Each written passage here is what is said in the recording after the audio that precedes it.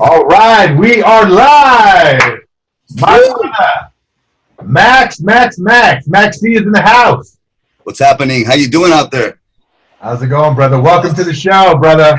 Thanks for having me, man. Woohoo, we made it happen. I love your man cave, your DJ headquarters, dude. It's so badass in the background, dude. Thank you, man. Thank you. A lot of years of hard work getting all this stuff. Oh my god, dude. I see the little guitar. How many riffs do you know, dude? Come on, be honest. How many riffs? Two, three? How many? I'm more of a chord type of guy. The core type of guy. Okay. All right. But I can throw down with some heavy metal madness. You know what I'm saying? Sure. Dude, the one record that's really jumping out at me in the back there, that's really bringing a lot of memories, and it's kind of getting me misty eyed, is EPMD. Oh, Strictly business, baby. this is a redo. They did it, and it's better quality than it was before. So I had to buy it. I haven't opened it.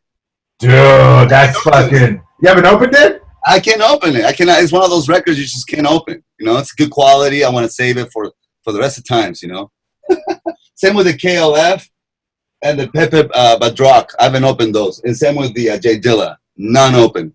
One day, man. One day those things are gonna be worth something. Something special too. Fuck yeah, dude. That's just a few records. Bro, so dude, I wanted to get you on the show because you've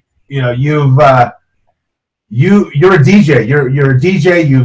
You've slowly paved your way to become a now today a very well-known DJ in LA, and I wanted to talk to you about just your journey, how you started, when you started, and what made you want to get into the craft of wanting to be a DJ, especially at the time where you kind of got into that arena at a time where there was a good amount of DJs already in the scene.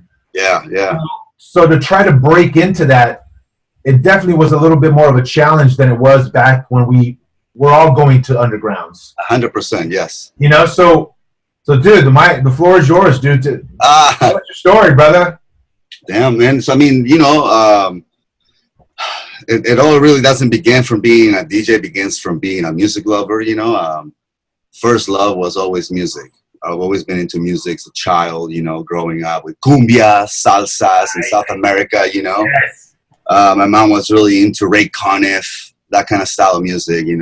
Frank Sinatra, I was always playing in the background. Always been around music, and then moving here to the United States in the '80s.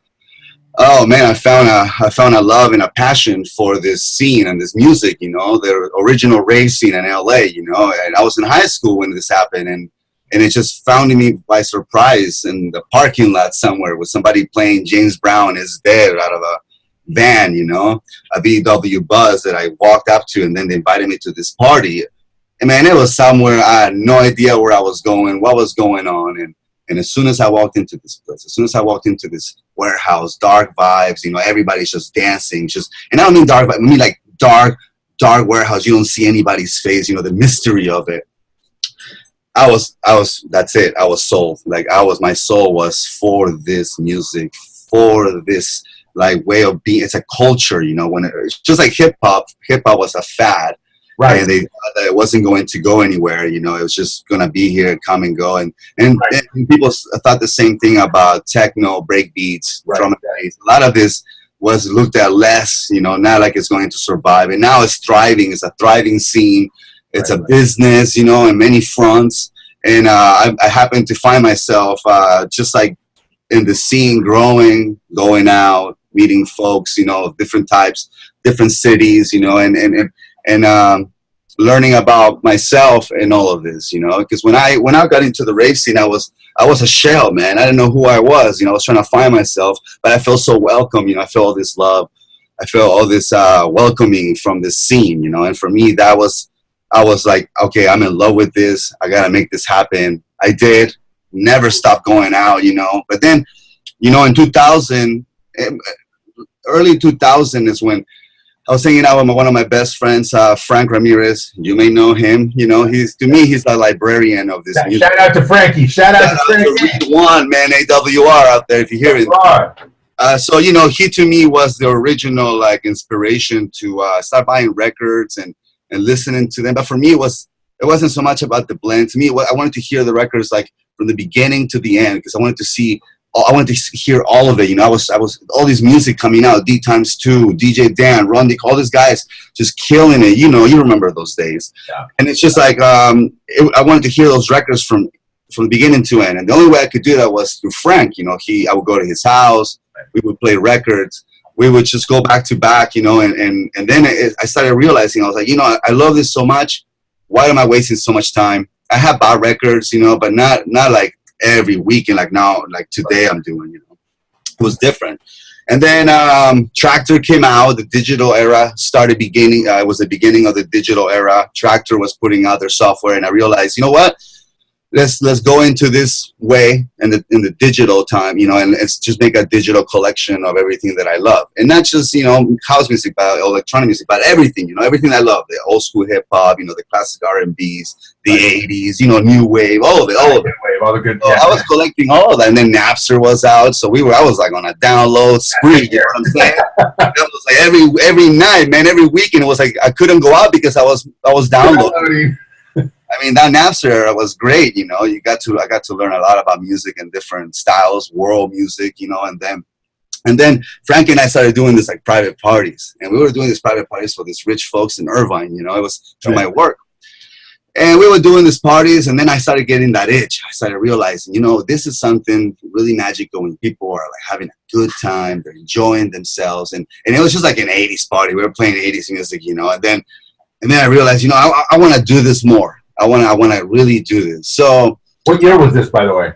This is like in 2000, 2001, I think. You know, that's when I started getting the itch. Okay. I had digital music. I had a few vinyl pieces that were very important to me, dear to me, you know. Okay. Right. And so then I bought the Tractor thing, the digital thing, and I started, you know, playing with it at home, becoming a bedroom DJ, you know. Right. As most of us start that way. You got to start somewhere, you know, right. And the bedroom DJ is like, it's really also, but I wasn't thinking about it like, okay, I'm going to buy this and then I'm going to become a superstar, or like, I'm going to buy this and then I'm going to become a DJ professional. I never thought about it like that. I just wanted to buy it so I can play my music, hear it, and then just bring it around to little parties from friends to friends' house, you know, nothing serious at the time, you know. Right. So I kept buying music, and then the doors opened for me and with the Swerve crew in Laguna Beach. When in Laguna Beach, this was like in 2004, I think 2005, right? Am I right on this? And so Laguna Beach has this club called Brussels Bistro. Okay. And this place, like, you come there to play, and the people there, man, they're all about it. Well, because one, they're drunk. They're having a good time. They're having a good time, man. Them folks, they love it. They're having fun. It's great. So the first time I played there, I started bringing my computer, my laptop. I was set up. And then I started realizing, you know, this could be dangerous, because what I would do is I would plug in my hard drive to the computer, and, you know, I have my setup, my controller. And then I started realizing, I was like, man, people are putting their drinks on the table. All it takes is one spill, and there goes my, you know, my hard drive. So right. I started thinking like, oh man, I started getting freaked out. But Laguna Beach was the beginning of where I really, really thought, you know what, I can do this. Right. I can go there. Right. First and foremost, I've always considered myself a dancer, an underground head, you know, a raver, whatever you want to call it. I've always been that first, you know, first and foremost. You know, Plur, always peace, love, unity, respect. Right.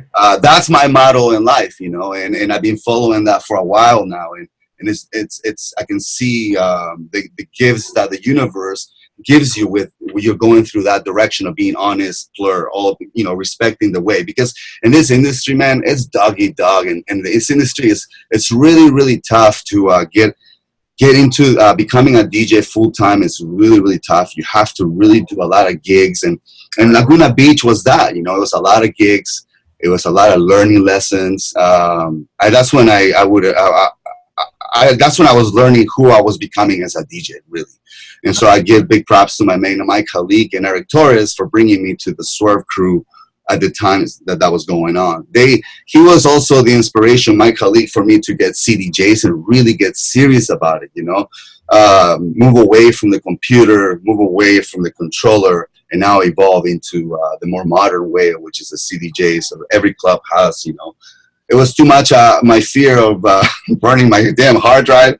I couldn't do it no more, So I pretty much got my CDJ, started practicing, and man, I'm telling you, I've been very blessed. Okay, first of all, when you love something and you're very passionate about it, and you really devote your time, and you just dive in head first, man. Sometimes you find yourself a little bit lost because you're so submerged into that, right, and forget certain things of your life, your personal life. Like for me, it was I was so in love with this scene, this music, the vibe, the culture, the community, right, the brotherhood, that there is. Exactly. The love that you feel, the welcomeness that you go, when you leave, you have these great, amazing memories from music that created these friendships, So for me, it's been a long journey because after a while you start thinking, what am I doing all this for? If you're not, listen, so you go out I was going out all the time, Tiny. I never stopped. I was always going out. I kept going out. Yeah. Sub-Levels came around. It was the best parties in LA for a long time, and very inspirational when I learned a lot from those parties, It was in LA. The underground was still very vibey, and you could go into a warehouse and it was still dark, and that's why Sub-Level to me is so important, because it reminds me of the days of the early racing, And Sub-Level is such a staple stone on what I feel is my path and a lot of people's path that came out of that party. It wasn't just a party, it became like a family unity through sound, like a combination of getting together and feeling the same rhythm and the energy, Right. So with all of that coming through, I was kind of lost for a bit, I didn't know what the hell am I supposed to do? What's my purpose here? What's my purpose in the scene? What am I supposed to do? Because I want to be part of it. I don't want to ever disengage. And when they say when you love something, when you really truly love something, you go for it. You go for it, and you go for it. I mean, there's no roads that will stop you. There's no rain, no storm, no fire that can stop you. You are your own creator of your own universe, as I always see it. Yeah. So for a while there, I didn't have a purpose for this. I didn't realize what I was playing for. What am I doing this for? Right. But then it dawned on me, I know what I'm doing now. I want to share music, what I've been doing in the previous years, with people, now with more people, Yeah. And how can I spread that message is through playing a lot, learning a lot. And it's interesting because as a DJ, you're learning not just about DJing, but you're learning about yourself when you're paying attention to the details. You're learning about how to become a stronger person, how to be straight and honest and good to yourself and to others, because in this scene, man, it's pretty rough, Yeah. It's not easy. Management now takes over DJs, and it's no longer the DJs and the promoters. It's now the management and the DJs, and there's a lot of it that goes on, as you know. But dude, for me, I've been lucky enough and been blessed enough to get my gigs organically. They've come to me organically, and to me, that's like hard work that I'm gonna give them all I got, as a DJ. So currently, how do you get your gigs? Do you manage yourself? Do you go with the management team? Oh, I'm hungry for this. Is the powerful individual that's sitting to your left? Yes. Some of the gigs, or So through that. She assists on helping with the gigs, but ultimately, I am out there hungry and really, really about getting gigs but not every gig, I'm very specific. Before it was every gig. It's interesting, before it was everything. Everything. Exactly. You want to pay everything. Everything. You want playtime. I don't care. I don't care if it's 10 o'clock at night, 8 o'clock at night, 3 in the morning. I want playtime. Yeah. anything. I want to hear this music loud. I want to share this music with friends. You know, I wanna play. So, but then I realized, what am I playing all this for? Like then you're like, so what's the purpose then, man? Like, you know, because to me, like I'm not thinking money with this. You know, I'm not thinking monetary. I know that comes with the process, but first and foremost is about the music. And don't anybody deceive you when they go, that's not true. Of course it's true. It's always about the music when you're passionate about something like this, you know. You can't just drop head first for something like this unless you're really, really in love with this type of music, you know. So that's for me, that's where I'm at with this, you know. I'm in love with this music. I'm going head first. I'm not thinking so much more about money. I'm thinking more about, you know, playing. So that was going on for a long time. And she would advise my wife over here on my left or your right. Powerful woman on your you would advise certain parties that I shouldn't play. You know what I mean? For example, I'll give you an example. There was this party. It was a bikini party. Okay. Boom. Now I'm an underground head, you know. Right. So for something like that, unfortunately, no disrespect to the people with the phone parties, but that's not for me. You know what I'm saying? That's kind of like my direction. So did the counselor have to step in and say no? You're not. Yes, the concierge. There you go. Pretty much, she's just giving me the best advice and direction that a man and a DJ can ever have. And I give her a lot of credit for that, because I would make brute decisions if it wasn't for her. Because I am just like, okay. And she is more like, okay, wait this out. What do you think about this? She makes me see the process at hand. So she's a big part. It's what you call a muse to me. You know what I'm saying? Wow, that's pretty deep right there. That's a very smart woman. It is, man. You know, but I hope I get to meet her one day. Yeah, when are you gonna come over, man? Get his records, we can play. Yeah, I mean, it's been a nice journey, you know. But that's awesome, dude. The more gigs you do, the better that you understand the dynamics of a dance floor. And like, I didn't understand that a lot before. I'm like, what does this mean? The dynamics of a dance floor, like, you know, what does that mean? Give and take, you know.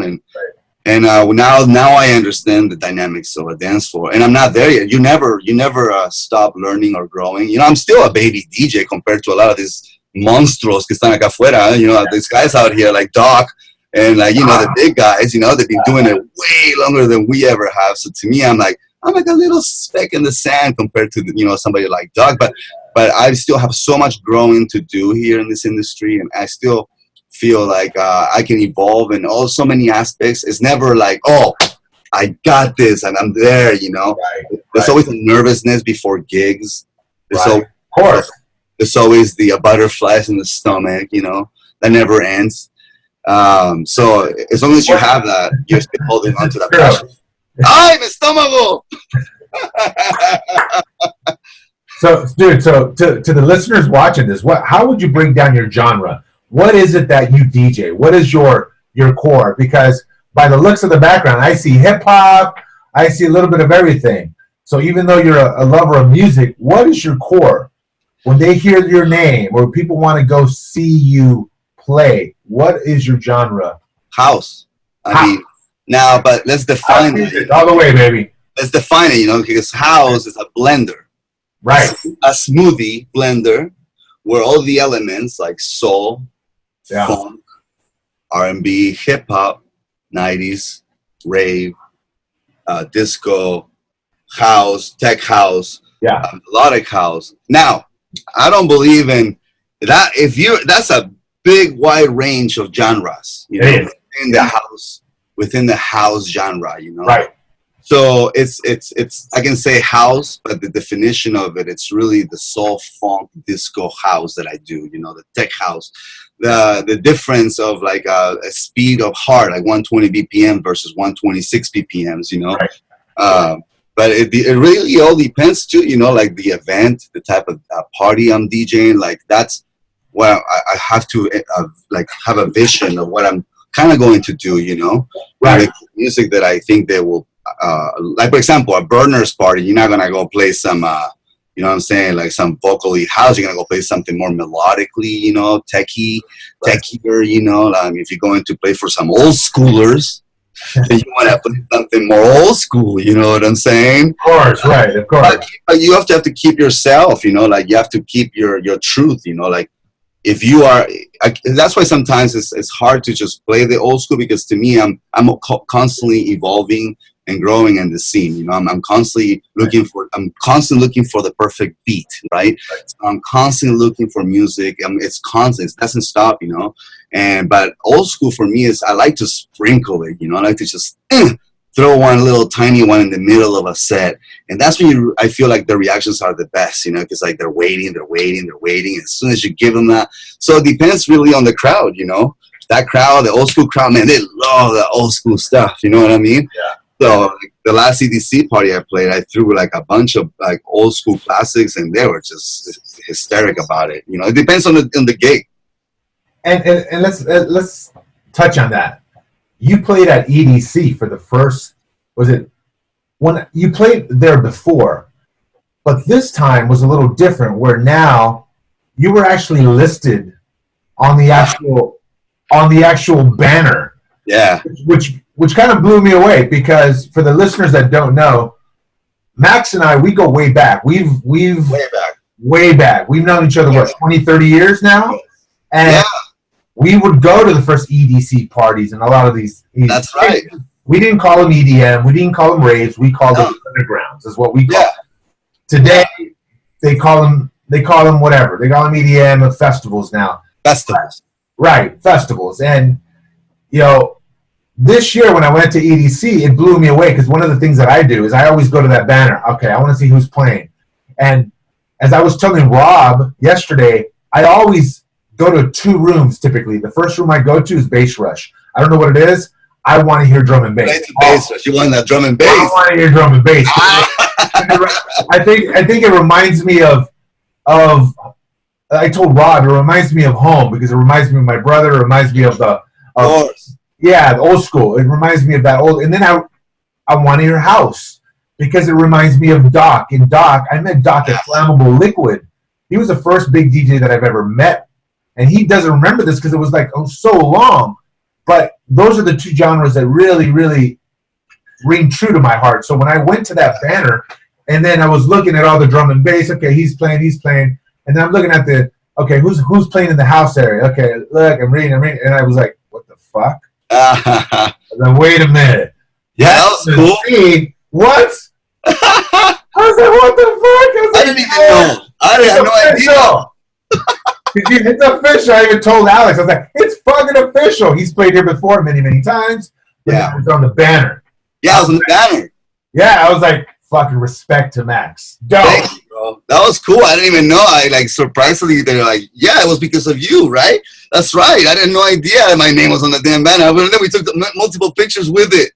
That was pretty cool, man. That was like a good moment to have, you know, because that's an exhausting party for me, you know, like it's just work. And then like I get to DJ for like a few minutes and hang out, and then back to work. You know what I mean? Right. Yeah, back to work. Gotta work for the rave lords. You know what I'm saying? Dude, and one thing that really, and one of the questions that I had is that for the people that don't know, you work for Insomniac. Yeah. How long have you worked for Insomniac? Now I'm going on 4 years, but I was a promoter since the 90s, 93. Since the 90s. You were a promoter since the 90s. Yes, passing flyers in the car. Exactly. You helped me with Great Babe. You helped me promote Great Babe. Yeah, of course. Yeah. Back in the days, yeah. Yeah, I was like, I always remember, I was like, Max was hardcore. He was like one of the best promoters ever. So we would pass so many flyers, bro. It's so ridiculous. We would pass so many flyers, and we loved it so much what we did. Yeah, we loved it. We loved it. We would. But one thing that blows me away, bro, is that you work for Insomniac. Yeah. You know Pasquale very, very well. He's your good friend. You're within that arena. You're so tightly in there that you can easily convince Pasquale or convince anybody that runs a talent that, hey, I want to play at EDC. I want to play at this time. You give me a chance. It's so easy for you to do that, but you don't. No. That's what. Why? Why don't you? Because it seems like you want to pave your own way, and you want to. Yes. You want to be successful in your own right, and touch on that for us, dude, because I think that's really dope. I'm like, wow. I appreciate that, man. Well, first and foremost, I don't want to ever abuse the brand Insomniac because I'm so passionate about it. I don't want to be that guy, So right, exactly. That's the first and foremost because I respect this company so much. I want to earn this on my own, and I want to be able to do it in my own terms, And yes, absolutely, 100%, man. I can be on Pascual's news feed. I can be on him, like asking, but that takes the fun of growing, man. That takes the fun away from the whole, like challenges and the gig, and the learning. Yes, absolutely, 100%. And I've always thought about it, I'm right here at the gates of the underground, right. And my buddy right there is holding the keys to the kingdom, right? Right. But I want to become a knight first, I want to do my work. I want to be able to learn from this, grow, and just do it on my own. So that way I can be proud of myself, not that I had to go out of my way or ask for a favor. I don't want that. I want it all on my own. I just really hungry for this on my own terms, That's really what it comes down to. And I love Pascual too much to be like bugging him with things like that when he's got so much, and this guy's got so much and is going on for him, and he signs everything, he deals with everything. This guy is so busy, he's constant, he doesn't sleep, he literally doesn't sleep, he's constantly working. And so I don't want to be that guy. I want someday for him to recognize me because I've done the hard work, because I put a great track out, or because I've gone to the top 10, then I'll be like, bam, here we are, we have arrived, and hard work. And you know what, somebody that gave me this tip was Jason Blakemore. Jason Blakemore said to me, I asked him, I said, how come you don't hit up Pascual? And he says, because I have to earn this again. I have to go back up again. I have to earn it. And I realized, I was like, that's much more powerful than asking for fame. You know what I mean? Yeah. And I'm a Capricorn. I picked the hardest road. So as a Capricorn, I picked the hardest road in order to be more satisfied for what I'm doing. You know what I mean? Does that make sense? That makes total sense, dude. I respect that, and I really, dude, I totally respect that, and it really is impressive because there's so many people that would take the easy route.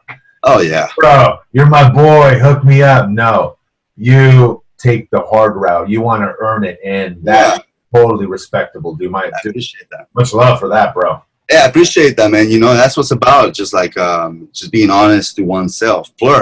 Respect to oneself. So yeah, but things are happening, man. Things are like looking really good. I really haven't had the need for that. You know what I'm saying? Like not really, because like it's been so like organically good. Because you do good and good comes to you. That's my motto in life. Karma, right? Karma, baby. Karma, baby. Let me ask you, brother. I got a question. Like, back in the day when we were all going out and you were just a kid going out with Frank at all the events, what DJ out there inspired you? Man, wow, that's a big one. Before you were a DJ, you were just a underground kid going to these events. Yeah, man. Wow. Well, obviously Doc Martin, but before Doc, it was Ron Decor. Yeah. Dan, Melon Funk, the crazy Melon Funk guy.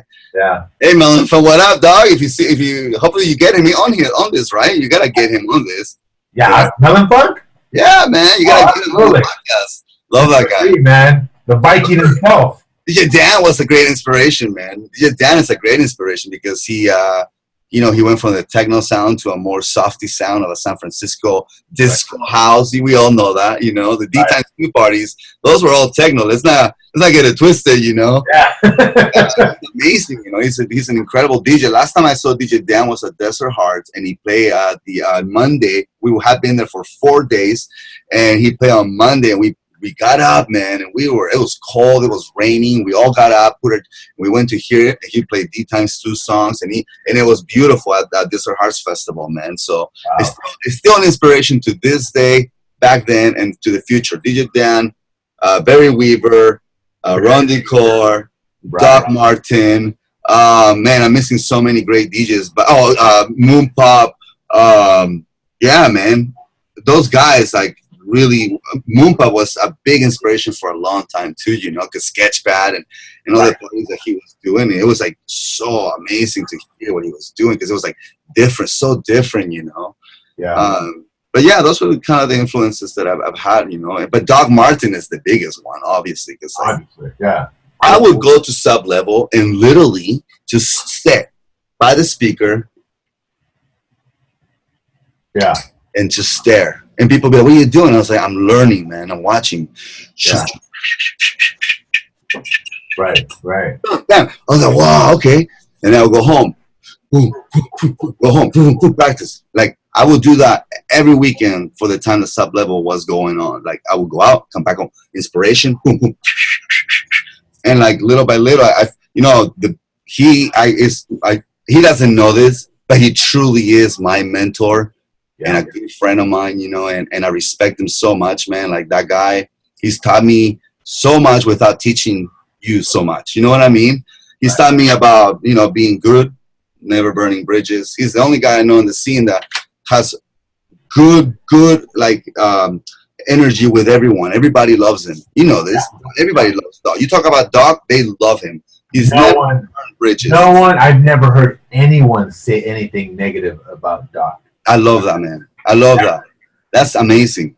Yeah. And like, I hope that I am, and that's the path of like getting to know yourself, you know, of like as a DJ, and you get to know, do I want to be a shark or do I want to be honest, you know, and do you want to stay true to this or do I want to go borderline to this and see the success of another way, you know? But the success to me is being involved, getting those little gigs that feed the spirit, you know. It's not about how big the gig. It's about the quality of the gig now. You know, to me, that's what's about more than ever. EDC is fun, man, but man, I do love the smaller gigs where it's very intimate and people are like just feeling it, you know, and loving it. The vibe is different, definitely. The vibe is different, you know, and to me that's special, and I love that specialness, you know, and that's what I seek. And you know what? I'm addicted to it now, man. Like, you get this high of making people happy, and you just look around and you're like, damn, I connected the dots. Everybody's having a good time. People are feeling it, and that's a high that you can. It's not an adrenaline high. It's a very different type of high. It takes me like a day to come down from gigs because I'm like elevated, you know. You're like, damn, when you have a good gig, you feel elevated afterwards. When you have a bad gig, though, oh, forget it. Yeah. All your thoughts, all the negativity, all the things that you think are like the worst, they're not. But that's what happens, you know? Yeah. It gets in your head. Yeah, man. You know, like a lot of artists struggle with self-doubt, you know, and that's one of my biggest struggles in my life, you know, the self-doubt. I may not seem like it, but I have a lot of self-doubt because growing up, you know, and but you overcome those things. You have a good partner that helps inspiration and give me inspiration and become a better person. But the self-doubt is always there, man. It's you know, especially like I said, every artist will have self-doubt when they're putting material out, you know. Right. That's true. Just fight it. That's true. You know. And brother, when you think of like today, you played with a lot of DJs. What today? Who? It's probably more than one DJ, and I'm going to guess the number one person is Doc. But yeah, out of all the DJs, who blew you away? Where you actually played next to them? You're like, holy crap! I am playing next to Doc Martin, or holy crap! I'm playing next to this person. Marky. I play open up, and Marky went right after. Oh, dope. Okay. It was a great party. It was a great party, and I was still learning. That was like one of my first parties. I was still learning, like the maneuvers of music, you know. Right. You know what I find these days? Though I find these days that when I go out, either I do hear a lot of the DJs playing the same thing, which is happening a lot these days. Right. People are not digging enough, or they're playing things that are like completely different, you know, and that's cool. Yeah, but I find my sound specifically, and I'm never one to boast, but for me, this is the response that I get all the time, is that these people say to me that your sound is very different. is why people are not playing this music much more often, because there's really so much good music out there, and I think it's being underlooked, you know, by other stuff that's coming out. Like, for example, the Dirty Bird camp, that's great camp, great music, right. But because it's so high here, there's so much better music too down here that people are just with the hype, the energy, you know, the energy. But there's a lot of beautiful music coming out, man. Right. And it's about digging and just doing your research and your homework, and you know, that's how I found my sound. Like the music that I love, it has a special sound to it, a bounce to it, you know. And like that's what you have to look for. Like, what's my sound? Like, what do I want to sound like? What do I want to be like? Oh, right. You know, like that's what I think DJs need to be thinking about when they're finding themselves as a DJ. You know. Right. Yeah. And is there any person that you would love to play next to that you haven't played next to? Out of the history of all house DJs, whether it's in the U.S., whether it's in London. Man. Do you have that bucket list somewhere in your mind? Yeah, there's a few DJs in there. Obviously, Doc being number one, Damian Lazarus being number two. I would love to play with the Desert Heart guys if that ever came up, because I do like what they do. You know, their style is very fresh. I can kind of fit into that. There's so many more DJs, you know, that are out there, and there's so much. I would like to play with Honey.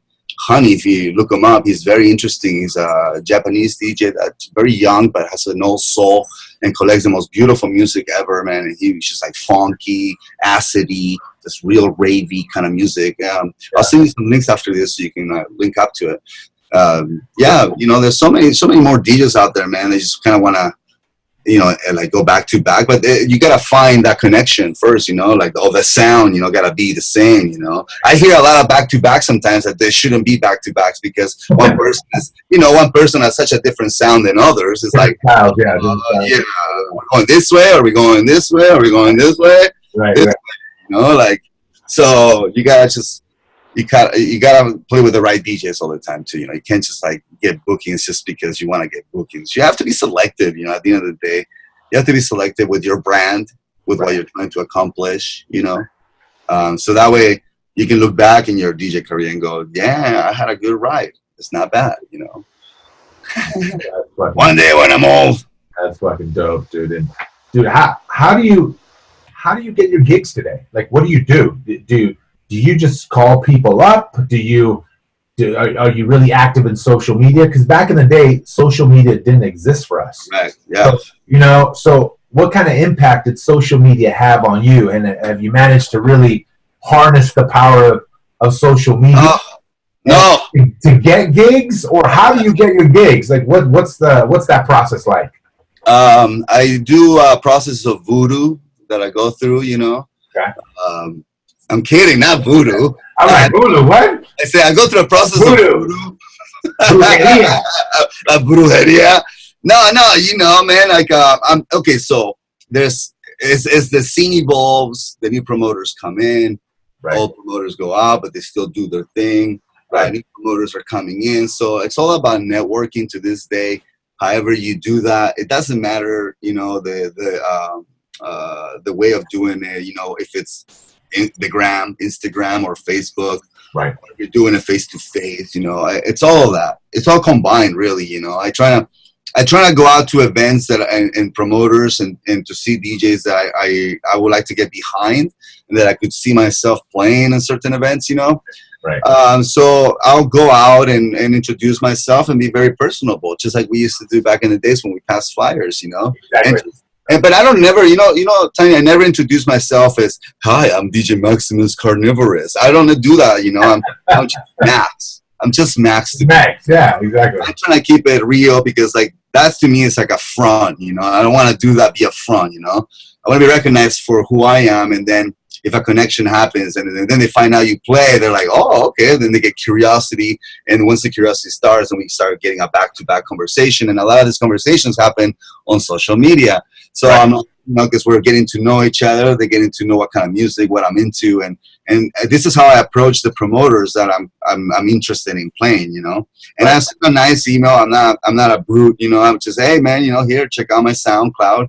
This is some of the parties I've played at, you know, some of the DJs that I've hung out with, you know, and if it fits what you're doing, then you know, give me a shout. You know what I'm saying? Nice. So, and that's worked pretty well for me. You know, it's like, I'm not pushy, you know, but I'll keep following up once in a while, you know, but I'm not pushy, and I'm not trying to be like, oh, come on, you got to give me this gig. If it's not meant to be, it's not meant to be, you know. And the old Moon Tribe days, they used to say, if you were meant to be there, you were meant to be there. Because then you couldn't get the phone number or the directions. You have to really find somebody's. Same with, you know, this thing of DJing, man. If it was meant to be, it was meant to be. You know what I mean? Right. Tying it all together now. Dude, bro, so what the hell, what motivates you every morning to continue DJing? It's just the love of music? Is it the supportive wife that you have next to you? Combination of all? Yeah, you know, I mean, it's so much. There's so much great music. Yeah. You know, it's just like you have to really, really go deep, and you have to really spend time with it. But you also have to have a supportive group. My group is my cat, Smokey, and my wife, Irene. You know, and they, you know, we have our ways of like breaking out our times. So she knows when I'm in the zone, you know, and digging. She's doing her thing. So it's not. She's very understanding of this process that I go through when I'm listening to tracks, you know. In fact, I still have some records. I got some records here that I haven't been able to open. So you open them? Open them. Music? Yes. I think you kind of like this one right here. We might as well do it now, huh? On camera. There we go. Might as well. Brand new. They've been sitting here, you know. Here we go. Hey, what's in there? Let's see what's this. Oh, what's this? Some old school stuff right there. Look at that. Oh, wow. That is old school. Look at that. Dang, let me see. Oh, and then give me the stickers. So I saw Dimitri and Jason Fallon. They got this one, and I went for it. But they got some stickers too with it. I'm like, how the hell did you get the stickers, man? That's a nice one to have. It's brand new edit. Okay, so let's open up one more. Come on, let's see what's in here. I feel like it's a game show now. Now it's a game show. What kind of records he has in there? All right, here we go. Good, look at this. I set them for a perfect time, huh? Exactly. What else is in there? Yeah, I have no idea what's in here. Sometimes I order stuff and I have no idea what I did. Here we go. So, what do we have? Hot piece butter. Nice. Bam. Nice. Let me see. Some Etienne Jamet.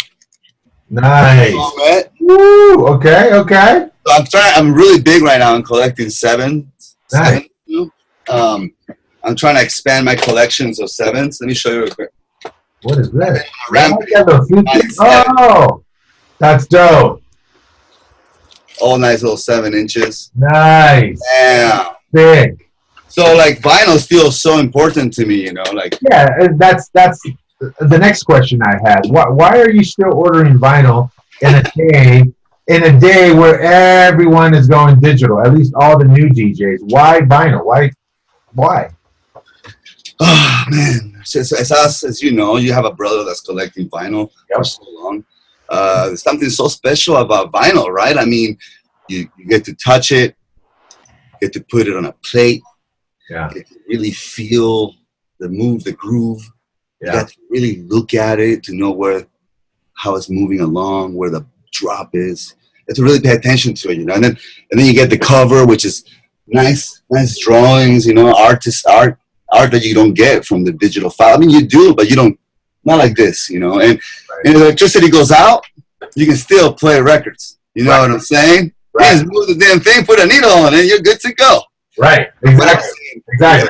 And the feeling, the sound, the warmth, and it's so important, you know, to me to still be attached to vinyl. It's not something I think is ever gonna stop. You know, every Friday I tend to buy 5 to 10 pieces, just the specific pieces that I'm looking for. But it never stops. There's music with vinyl and there's music with digital, and these are 2 different realms, you know. Vinyl is warm, it's got the nice sound, you touch it. Digital's got like that nice, like crispy and like nice high hats and real crispy bass lines, and it's just like two different types of sounds, you know. Right. One sound incorporated with this sound, and they mesh, and now you have something really powerful within those two sounds. And it's not just because of a blend, but because they're two different components: wave record versus an MP3, CDJ. And it's nice to have that, to go back to back from record to digital. It's challenging, man. I love that, because it keeps your skills sharp. You have to be able to like mix two records. I always believe you have to be able to blend two records. You know what I'm saying? Right. At least get to know it or like understand the dynamics of it. It's very important. Some DJs dismiss it because they have the whole sync button. That's fine, that's your style. But you're missing something. You're not learning how to combine sounds and mash things really right. You're letting the computer kind of do it for you. And I'm nothing against digital DJs. Obviously, I'm a digital DJ myself. But the vinyl sounds just keeps your skills sharp, really sharp. Do you think it's important for DJs today to learn both, or just because you have some DJs that I just do digital. I don't do vinyl. Yeah, I mean, if that's where they want to go. But do you think it may give them an edge? It may help them. It may sharpen their skills. Yeah, absolutely. Because programming is the most important thing a DJ can do, and programming doesn't just create it's not just a creation of playlists. Programming is be able to hear the whole song in order to understand where the breaks, where the drops, where the things are that you need. Right. With this songs era now, you can just go in and out, in and out, in and out. But with a vinyl, you have to really know where to drop in and out. Right. Vinyl, you have to really study and listen to it. And so for me, I do feel that it's necessary for you to understand that component so you can understand how to program better and how to listen to your songs, how to really listen to your songs versus digital where I can be like in and out, in and out, in and out. There's no listening there, it's just one after another. Right. That's what I hear that a lot these days, instead of just writing a song into, it's just like chop, chop, chop, chop, chop, song, mix, instead of just like letting ride, mix. Old school house styles was always mega mix, letting that thing right until the end, and then boom, dropping the other one in, It's, but now it's like drop in, a little bit, drop in, it's different styles. So yeah, vinyl is important, man.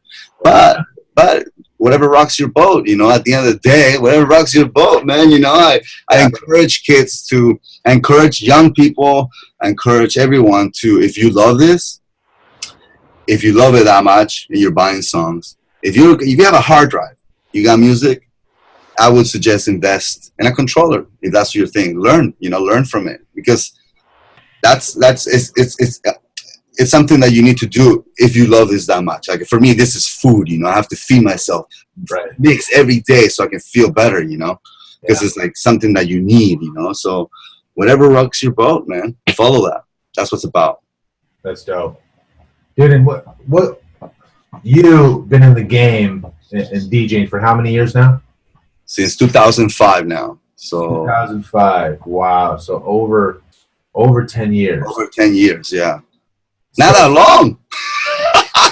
In the scheme of things, it's really not that long.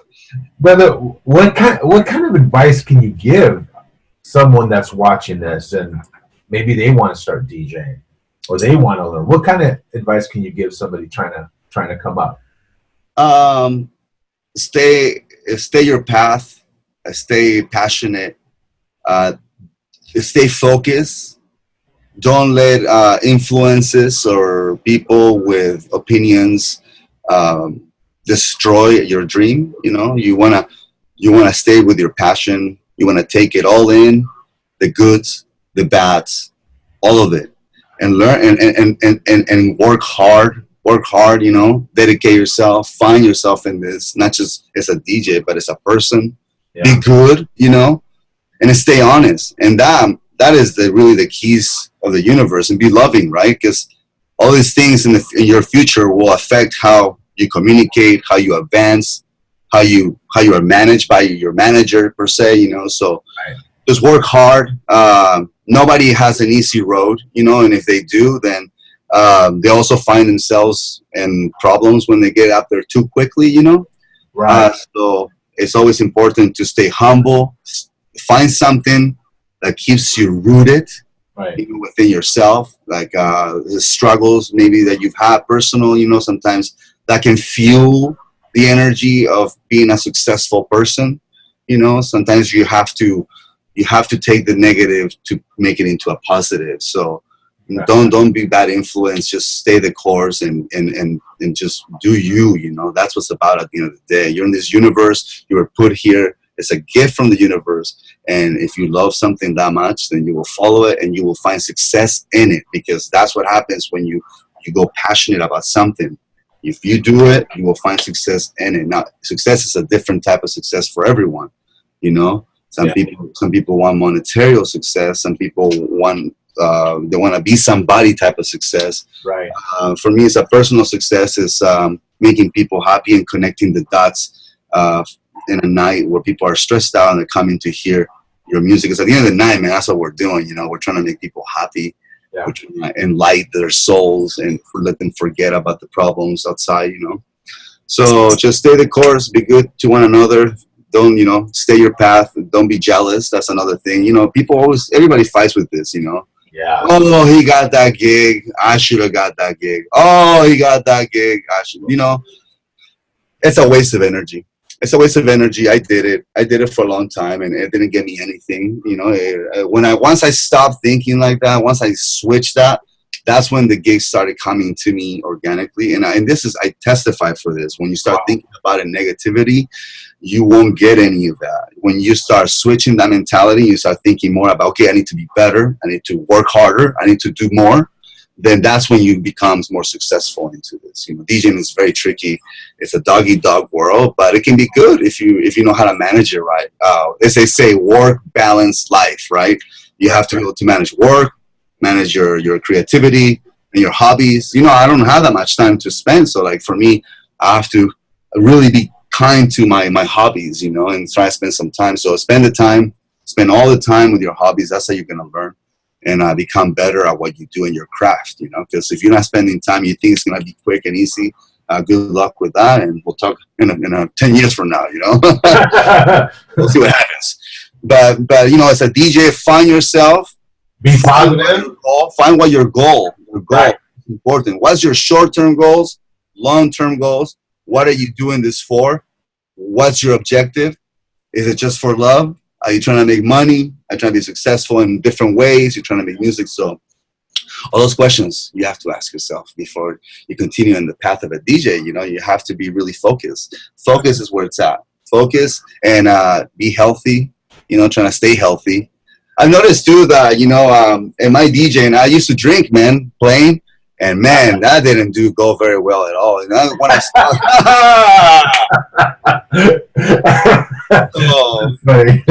that's another tip of advice. Just be clear-minded when you're going into a big gig and be prepared. Be prepared and do a good job, because that job will bring more jobs. Yeah.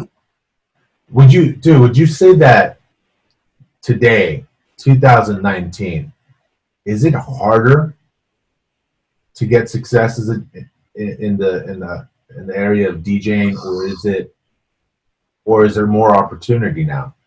It's both, it's hard, and there's a lot of mingling you gotta do, a lot of schmoozing in order to get these gigs. Before they would just hear you go, okay, let's go book that guy. Right.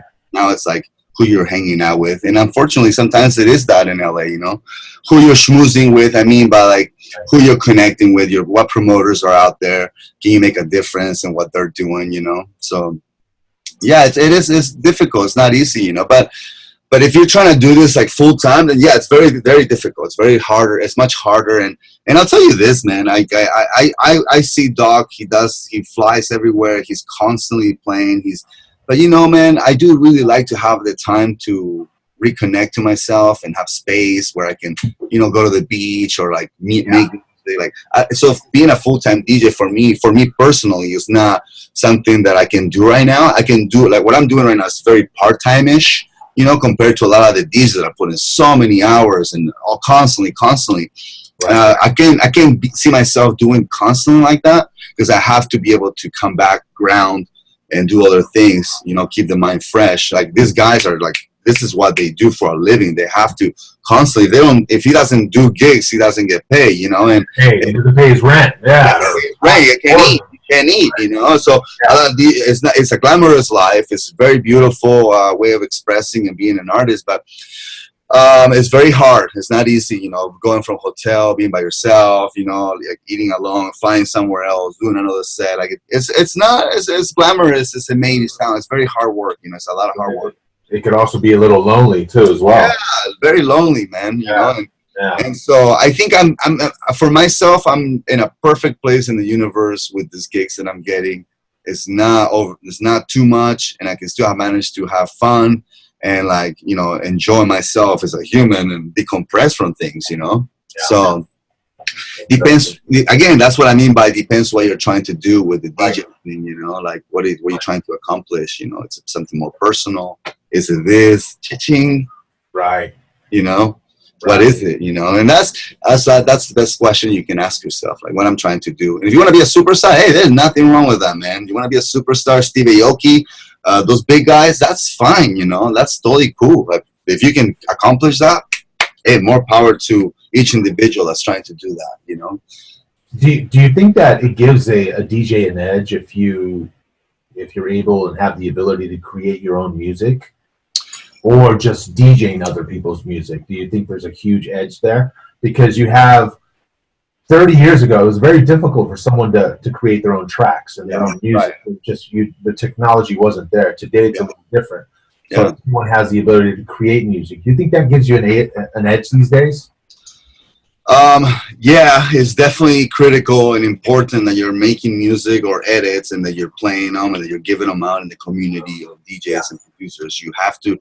That's important. Well, let's rewind here a little bit, you know. Depends on where you want to go. You know, I want to be recognized as a DJ first, you know, and I think I'm accomplishing that right now. I'm getting those little wins, you know. Yeah.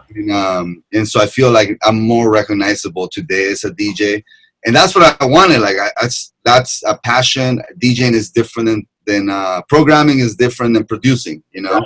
Right. Mixing and blending at the right time, finding emotion into the crowd. That's a different thing than finding the right drum or the right hi-hat and different types of mentality, you know, when you're doing this kind of work, you know. So I think I'm doing pretty good in the DJ department, but I'm now like working on songs that are I'm taking my time with it, you know, because when I want to put something out, I want it to be something else special, you know, and like that it sounds good and that is here to stay for a long while, not something that's gonna come and go real quick, you know. So I'm currently working with my brother on some songs that I'm putting together.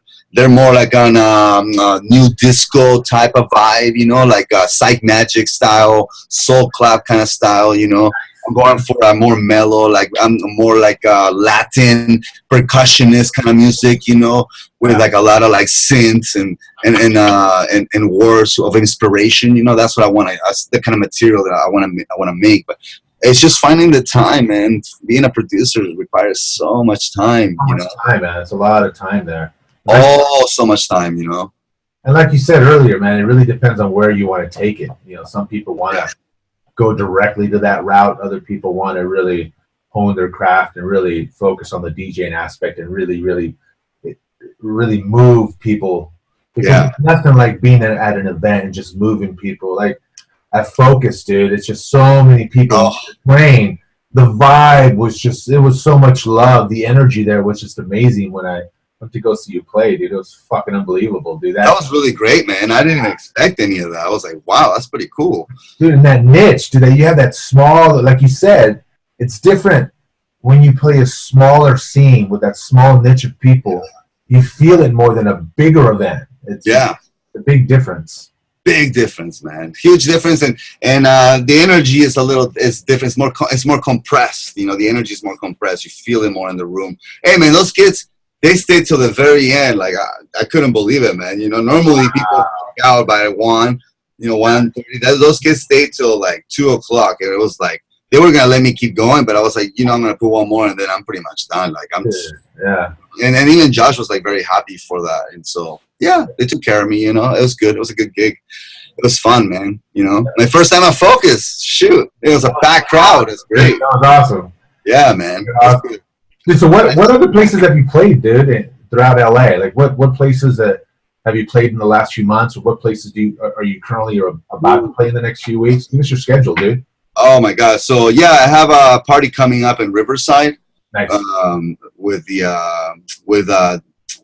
Bubbles. Bubbles. Yeah. So he got me booked for his event. It's Body Electric in Riverside. Okay. It's with Bob Candy and High Fidelity.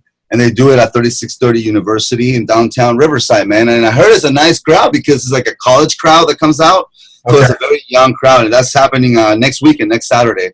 I'm playing there. I have a wedding coming up. I'm going to be DJing at a friend's wedding, and nice. That's something I do for old school right there. That's old school. Yeah. Old school. I have some other things that are on the works, but I can't really talk about yet. However, it is going to be for a warehouse party that's coming up in downtown LA.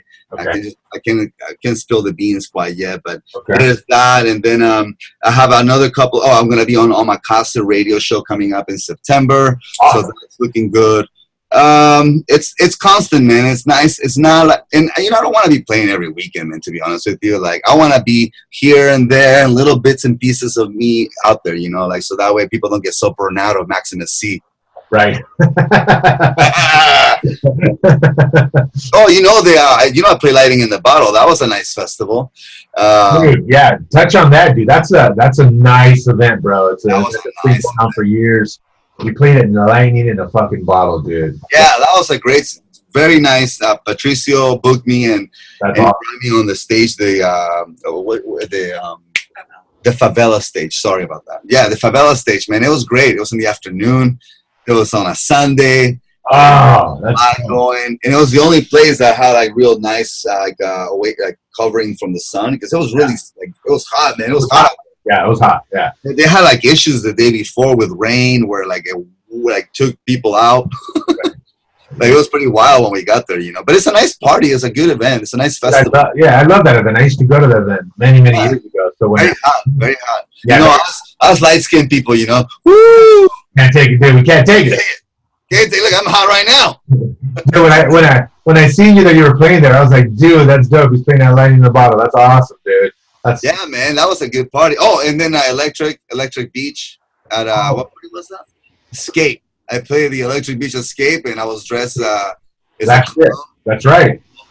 Rocking it out. You're right there. I remember. And Nocturnal Wonderland too, man. The boombox. That was my favorite set.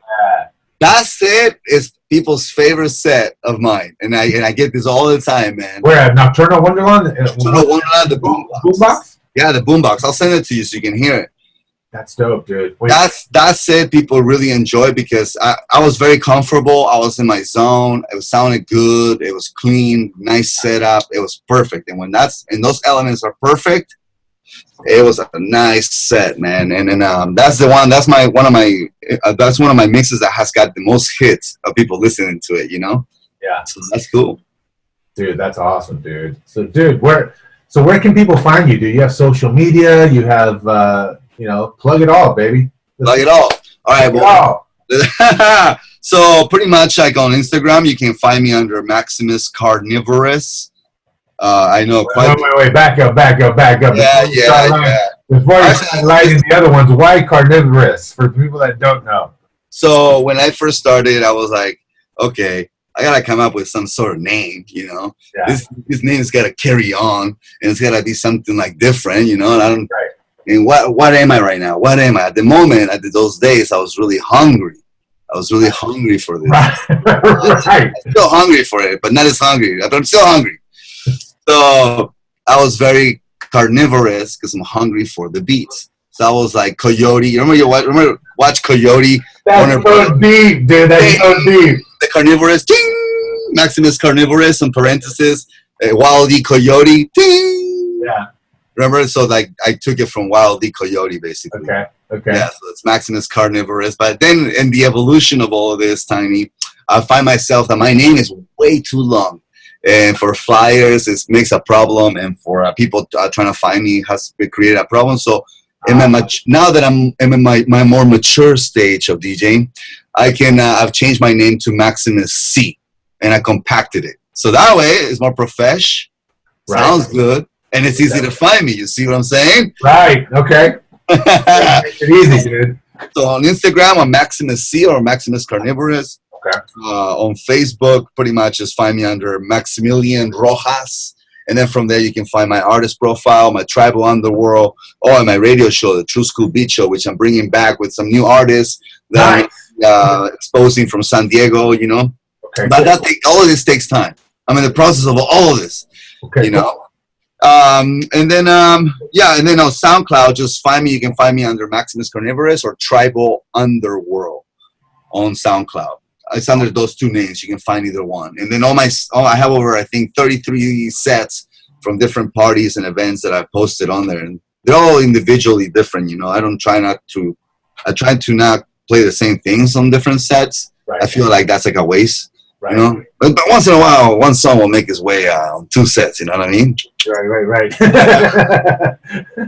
Hey, man, I appreciate you having me on this. This has been pretty cool, bro. Dude, this is awesome, dude. I love it, dude. I love your story, dude. Because for me, it's just, I remember when we were kids, dude, and to see you kind of go on this path, and then, you know, it really blew me away when I saw you on the listing at EDC, and I saw your name there. I was like, wow. I was so proud, dude. Oh, thanks. I was so fucking proud. I was like, fucking Max. Yeah. It's a big win. Yeah, it's like a big win. It was like a touchdown. It's like, yeah. Yeah, baby. Banner. I was like, even Alex was like, he's on the banner. He's on the banner. Yeah, he's on the fucking banner at EDC. That's our boy right there. That's awesome. Yeah, that was a good feeling. So it was like a really proud moment for me. I was like, yeah. You know, it was really cool, dude. Really cool. Thank you, man. Well, brother, you know, I just want to conclude it with, dude, you've been an inspiration to people around you, to your wife, to just people, dude. There's a lot of DJs that are just looking for a good, positive influence. Yeah. You know, they either want to get into the scene themselves, they don't know how to do it. I mean, your story is so inspiring. It'll definitely motivate people to pave their own path and find success in their own right, you know? That's right. So, dude, I'm proud of you, dude. Thank you for being on the show, brother. I got so much love, so much respect. Mad love, brother. Mad love, man. You know, nothing but love for you. Let me know when you post this. I want to know what it looks like. You know what I'm saying? Yeah, I'm going to post it, dude. I'm going to post it. I'll definitely let you know, brother. So thanks for coming on the show, brother. Let me know. I need to catch your next gig. I had so much fun in the last one, and, you know, I'll see you fucking soon, brother. All right, you got it. One love, brother. One love, brother. Respect. Respeto. Ciao.